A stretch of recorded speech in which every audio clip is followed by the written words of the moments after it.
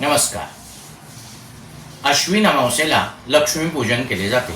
लक्ष्मीपूजन करते वेळी गणपती, वरुण, कलश, शंख, घंटा, दीप म्हणजेच अग्नी, सरस्वती, काली, कुबेर आणि साक्षात लक्ष्मी यांचे आवाहन करून पूजन केले जाते. मग दुसऱ्या दिवशी सकाळी उत्तर पूजन करते वेळी लक्ष्मीचे विसर्जन करावे का, हा प्रश्न अनेकांच्या मनात आहे. आता मी याचे आपल्याला आज मार्गदर्शन करणार आहे. आपण बाजारात जाऊन सामान आणून मोठ्या कष्टाने आणि मेहनतीने लक्ष्मी पूजन करतो. मग लक्ष्मी आपल्याकडे स्थिर होण्यासाठी, स्थिर वैभव, स्थिर संपत्ती, आपल्याकडे धन, धान्य, समृद्धी, संपन्नता राहावी याकरिता लक्ष्मी पूजनाच्या दुसऱ्या दिवशी लक्ष्मीचे विसर्जन करू नये.